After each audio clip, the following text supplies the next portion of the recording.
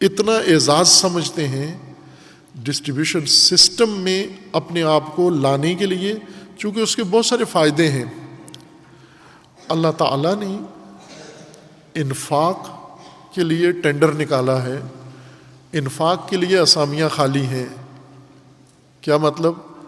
یہ جو کہا گیا یا ایھا الذین آمنو، اے وہ لوگوں جو ایمان لائے ہو، انفقوا، انفاق کرو، تو اس کا مطلب یہ ہے یعنی اللہ تعالیٰ کو مخلوق کا رزق، مخلوق کی ضروریات، اللہ تعالیٰ کی صنعت میں، کارخانے میں جو کچھ تیار ہو رہا ہے مخلوق کے لیے، انسانوں کے لیے، اسے تمام ضرورت مند انسانوں تک پہنچانے کے لیے ایجنٹ چاہیے، ایجنسی ہولڈر چاہیے، لائسنس ہولڈر چاہیے۔ کون ہے؟ جو اللہ کا رزق، اللہ کے بنائی ہوئی چیزیں انسانوں کے لیے وہ اللہ سے لے کر انسانوں تک پہنچائے۔ یہ انفاق ہے۔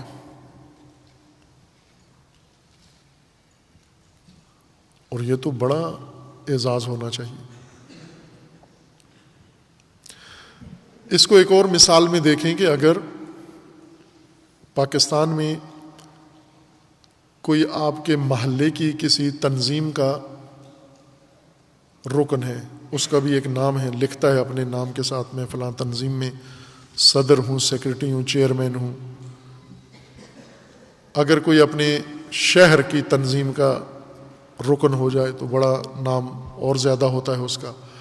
اگر اپنے ملک میں اس کو ملکی سطح کے کسی ادارے یا تنظیم اور پارٹی میں جگہ مل جائے اور زیادہ اپنے لیے اعزاز سمجھتا ہے۔ یا یہی جو ایجنسیاں لے کر آپ نے فرض کریں گاڑیاں بیچنی ہیں، کہاں کے لیے؟ کہتے ہیں اپنے علاقے کے لیے۔ مثلا پنجاب کے اندر مجھے ایجنٹ چنا گیا ہے کہ پنجاب میں یہ گاڑی میں نے بیچنی ہے لوگوں کو۔ خوب ایک دوسرا آدمی اس سے اوپر ہے، وہ کہتا ہے پنجاب کی ایجنسی اس کے پاس ہے، پورے ملک کی میرے پاس ہے۔ تو جس کے پاس ملکی سطح کا اعزاز ہے وہ زیادہ فخر کرتا ہے اپنے اوپر۔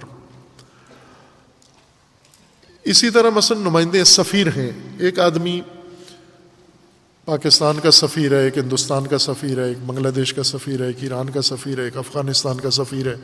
یہ اپنے اپنے ملکوں کے محدود جغرافیے کے اندر اپنی قوم کے سفیر ہیں۔ اور ایک آدمی اگر اقوام متحدہ کا سفیر بن جائے، اقوام متحدہ یعنی تمام اقوام عالم، تمام ممالک،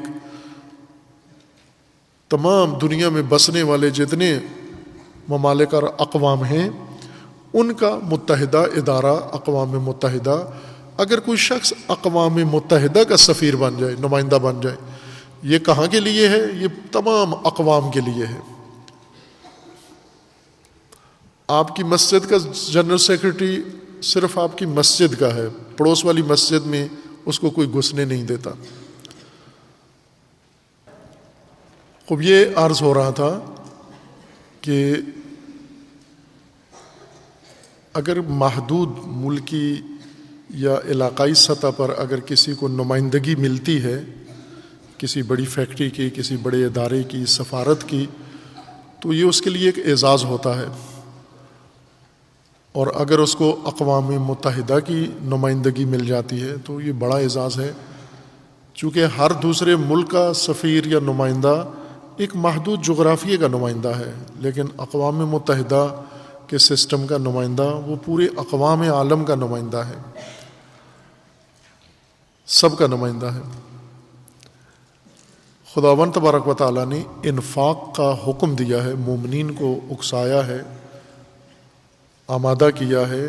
دوسرے لفظوں میں اللہ تعالیٰ کی طرف سے مومنین کو یہ دعوت ہے، یہ بلاوا ہے کہ اللہ تعالیٰ نے پوری کائنات کے لیے، انسانوں کے لیے جو نظام بنایا ہے اور انسانوں کے لیے اللہ تعالیٰ نے جو بنیادی ضرورتیں ان کی مقرر کی ہیں، بنائی ہیں، ان ضرورتوں کو ضرورت مندوں تک پہنچانے کے لیے اس تقسیم کے نظام کے لیے نمائندوں کی ضرورت ہے۔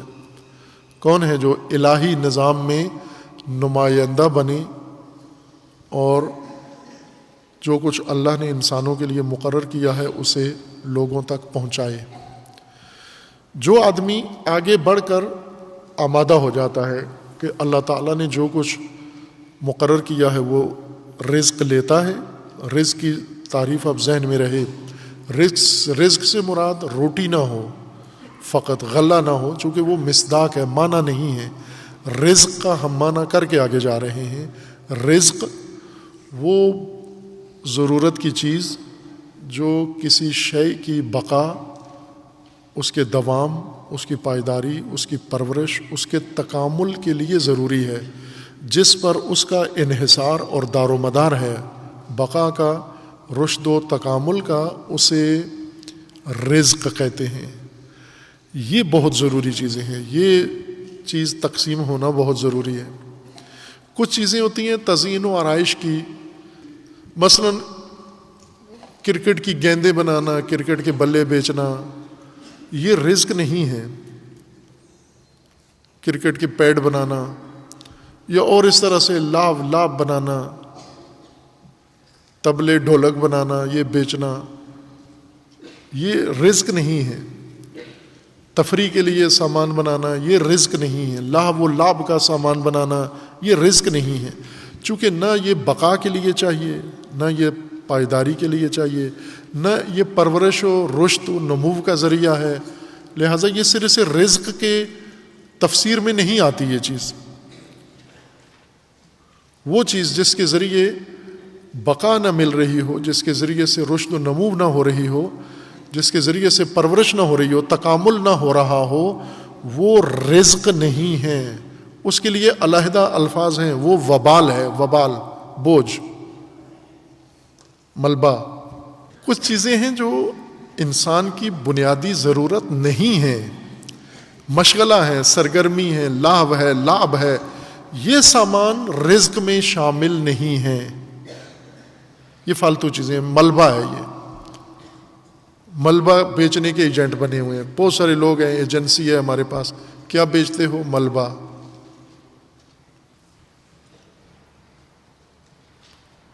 کھلونے، فضولیات، ملبہ بیچنے کے ایجنٹ ہیں۔ رزق بقا کا سامان، ضرورت کا سامان، ہستی کا دار و مدار جس پر ہے، پرورش و رشد و نمو و ترقی جس کے اوپر ہے، وہ انفرادی بھی اور قومی بھی، جو قوم کی ترقی، ملک کی ترقی کا جو ضروری سامان ہے وہ رزق ہے، اس قوم کا اور اس ملک کا۔ یہ رزق، پہلا کام اس کی تولید ہے۔ ایک نظام اللہ تعالیٰ کا ہے رزاقیت کا، ہم الہی نظام کا اگر سمجھیں تو اس کے ڈپارٹمنٹ کیا ہیں اللہ کے نظام کے؟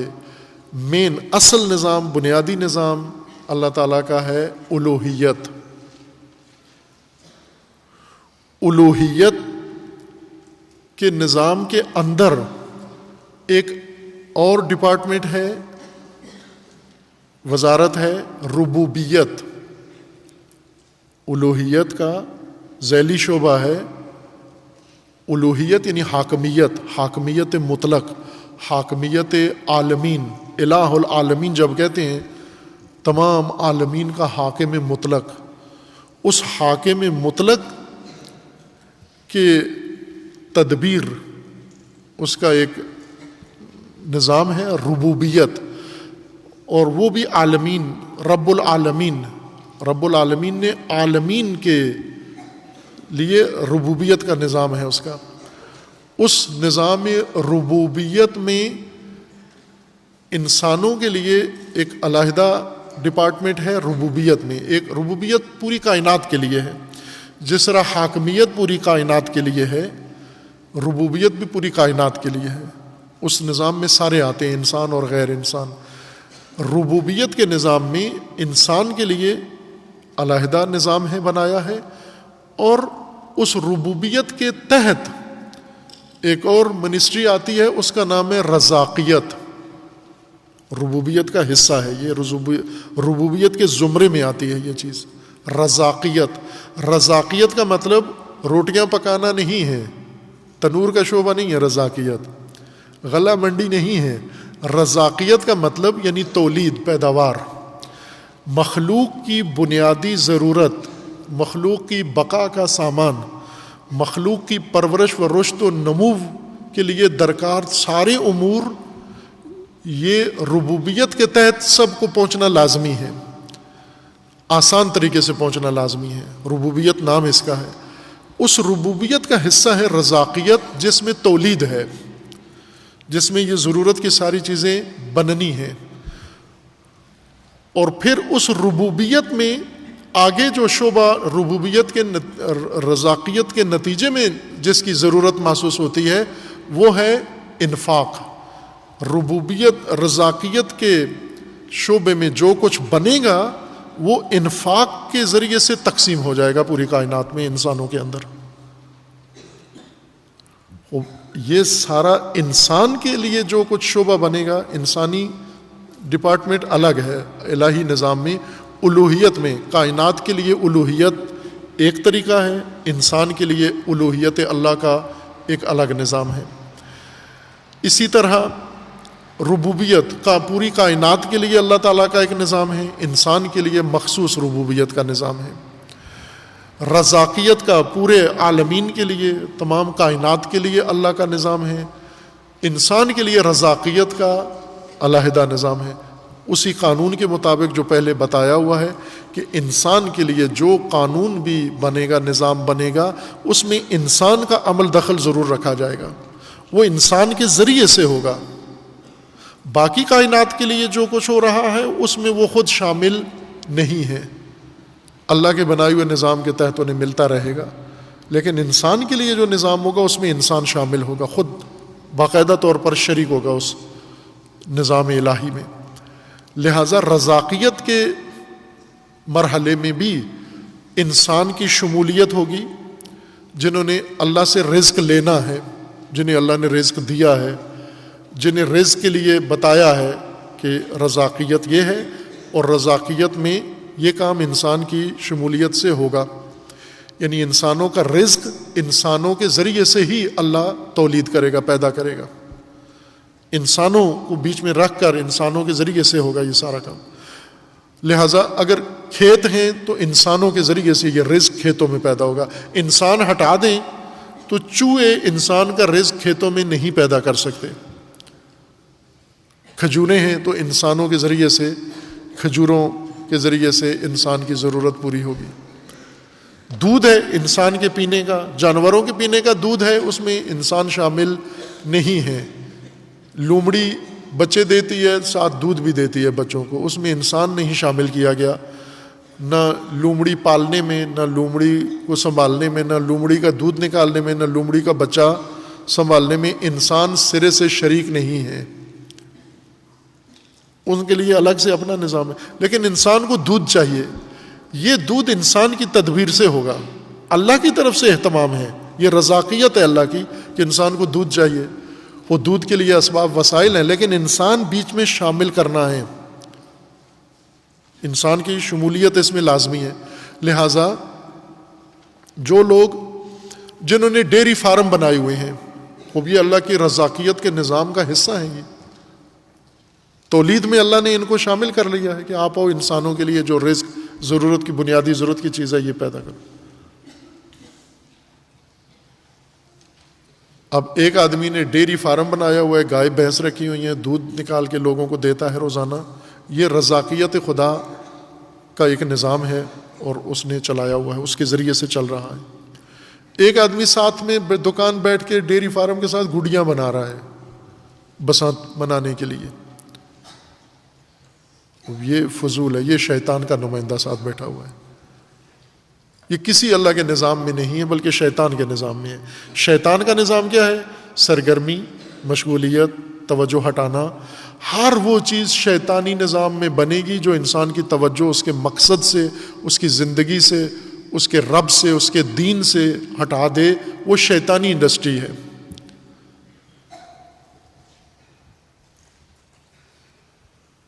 بس ایک رزاقیت ہے، رزاقیت سے متصل شعبہ انفاق ہے۔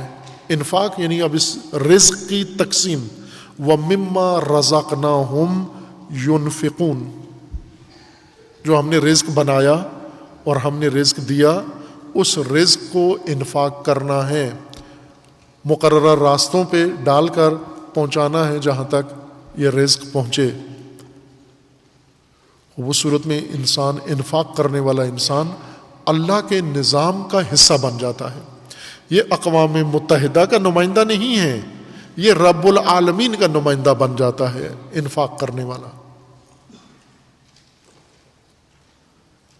اقوام متحدہ کی نمائندگی فخریہ چیز ہے، تو رب العالمین کی نمائندگی فخریہ نہیں ہو سکتی؟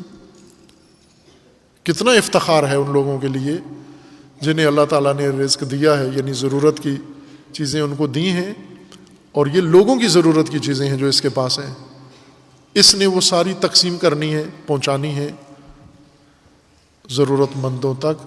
اس کو کتنا فخر کرنا چاہیے۔ آپ انفاق کی اگر یہ تفسیر کریں تو جس کے پاس کچھ بھی نہیں ہے اس کا بھی دل کرتا ہے کہ میں بھی کروں انفاق، میں کیوں نہ نمائندہ بنوں اللہ کا، میں کیوں نہ اپنے رب کا نمائندہ بنوں، مجھے بھی یہ سفارت چاہیے، مجھے بھی یہ ایجنسی چاہیے۔ انفاق کرنے والے کون ہیں؟ جن کو اللہ نے اپنے رزق کی تقسیم کے لیے ایجنسی دے دی ہے، کسی صلاحیت کی وجہ سے دی ہے، کسی ایسے نہیں دے دی چھت پھاڑ کے، قرآن نکال کے نہیں دے دی کہ نام اس کا نکل آیا لہذا اس کو دے دو ایجنسی۔ اس نے اپنی صلاحیت ثابت کی ہے کہ میں یہ کام کر سکتا ہوں، لہٰذا اسے اللہ نے یہ رزق دیا ہے۔